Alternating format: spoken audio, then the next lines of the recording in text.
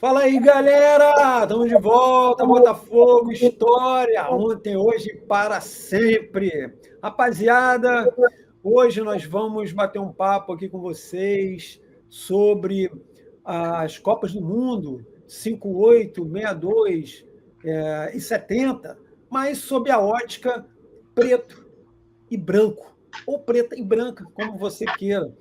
A importância do Botafogo para essas três conquistas, né? Normalmente se fala já muita coisa focada nas Copas, nas próprios jogos da Copa do Mundo. Só que nós três resolvemos fazer um episódio lembrando um pouco antes todo o aspecto das convocações, a importância do Botafogo para essas três conquistas, primeiras três conquistas do Brasil em mundiais. E a gente fez um fatiamento. 1958, a cargo do Bob Narral, que eu gostei disso, do Roberto Narral, 62, o locutor que vos fala, e 70, nosso Marcelão, que vai dar o recado, beleza? Então a gente vai começar esse passeio por essas três Copas do Mundo, sob a ótica alvinegra, com o Roberto Narral. Mete bronca, Narral! Fala, pessoal, tudo bom? Então, a Copa de 58 para o Brasil, ela começou em 57, com as eliminatórias. O Brasil disputou a eliminatória com o Peru. O primeiro jogo foi lá, foi empate, 1-1. Segundo jogo aqui, no Brasil, aqui, Maracanã, Brasil 1-0. Gol de Didi. Nesses dois jogos, e Brasil classificado para a Copa de 58. Isso um ano antes, ainda em abril de 57. E nesses três jogos contra o Peru, nesses dois jogos contra o Peru, foram três jogadores do Botafogo: Didi, Nilton Santos e Garrincha. Eles jogaram lá no Peru e eles jogaram aqui no Brasil. Bom, esse foi o início, né, da Copa. Aí, passado já quase um ano, aí vem a Copa do Mundo. Só que antes, finalzinho de março, o técnico Vicente Feola, ele convoca 31 jogadores para treinos. Os treinos seriam em Minas Gerais. Poços de Caldas e Araxá. E ele leva 31 jogadores. Né? Desses 31 jogadores, do Botafogo, nós tínhamos o Garrincha, Didi, Nilton Santos e o Pampolini. Também na lista desses 40, Kaká e Hernani, dos 40 não, desculpa, desses 31 jogadores que acabaram depois ficando nos 40, e eu vou explicar essa lista dos 40, o que é, para os mais jovens. Mas nesses 31 que ele levou para os primeiros treinos, foram esses jogadores, mais o Kaká e o Hernani. Hernani, goleiro do Bangu, depois se firmou no Botafogo, e o Kaká, que estava vindo do Fluminense. Bom, era muito comum naquela época, né? Até a Copa de 86 acontecia isso, nas vésperas de 2 meses, 3 meses antes da Copa, o técnico reunia uma quantidade grande de jogadores, ficavam fazendo treinamentos, e iam cortava alguns jogadores, depois cortava outro, até chegar ao grupo que ia para a Copa. Isso aconteceu também em 58, e acabou sendo cortado o Kaká e o Pampolini. O Kaká, lateral direito, mas jogava nas duas laterais. Ele era tido como certo, era uma presença certa na convocação do Brasil.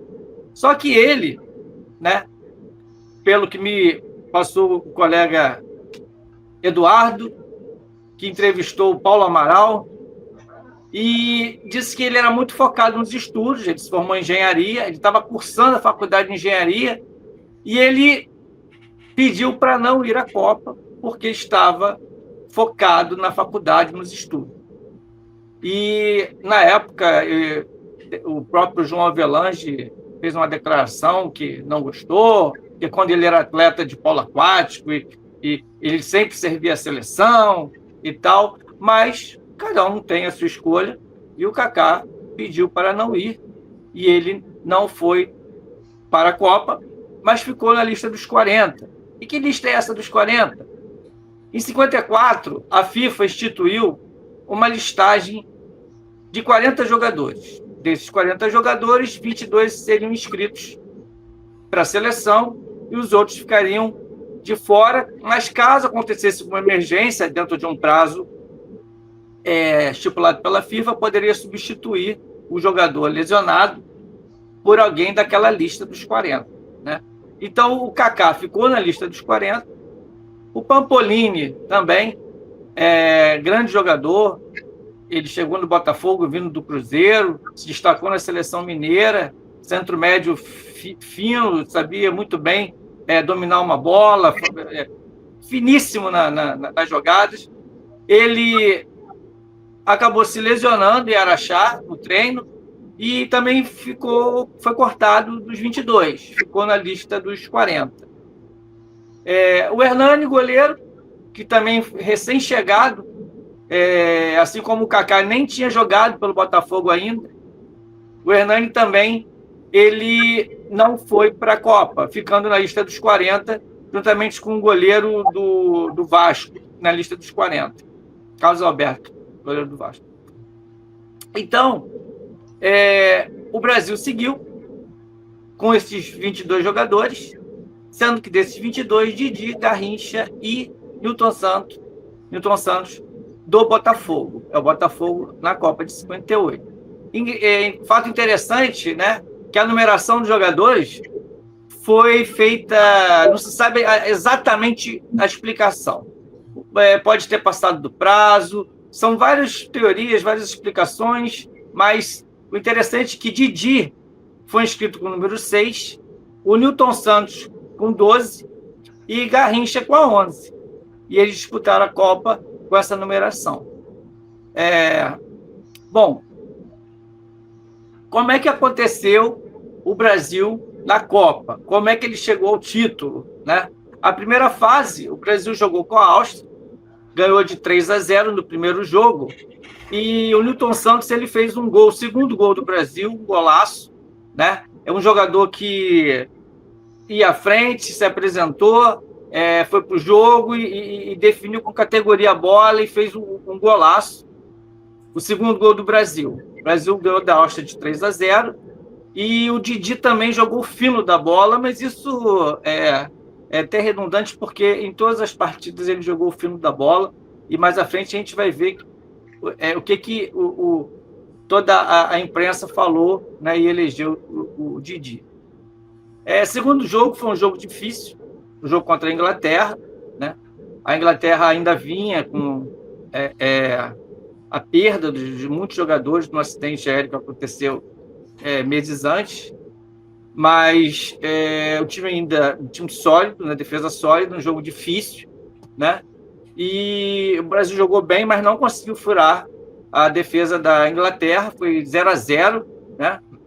E assim, o Brasil nesses dois jogos jogou com os jogadores do Botafogo, Nilton Santos e Didi. Estava faltando alguém. Quem é que estava faltando? Exatamente ele, né? Garrincha, que no terceiro jogo contra a União Soviética, né, a extinta União Soviética, ele jogou, ele assombrou, né? E o Brasil venceu por 2-0, 2 gols de Vavá, e sendo que um deles um lançamento do Didi. E aí o Brasil classifica e vai para as quartas.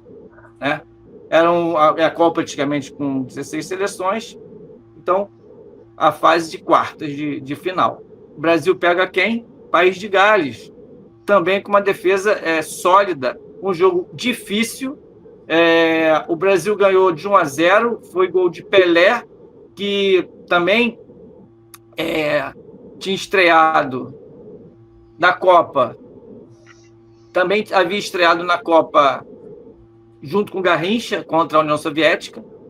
O Pelé, no toque magistral do Didi, fez o gol 1-0, o Brasil ganhou e foi para a semifinal. Na semifinal, contra a França, foi o placar elástico, né, de 5-2, sendo que o Didi fez o gol do 2-1, né, do gol do desempate.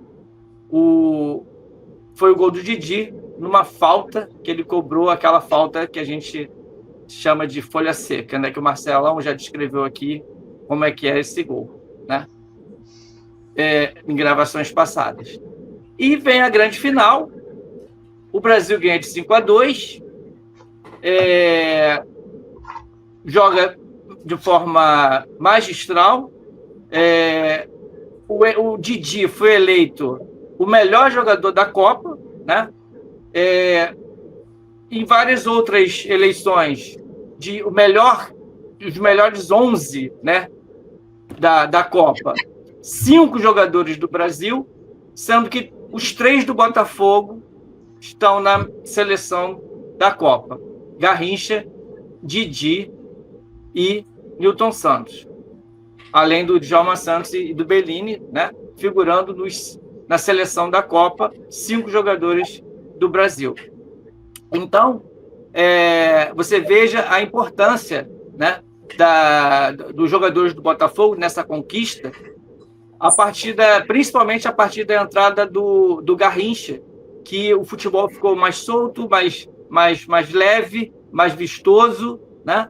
E tendo também o Nilton Santos, enciclopédia do futebol, fazendo um golaço, como eu falei aqui no jogo da estreia, e o nosso Mr. Futebol, Didi, eleito o craque da Copa.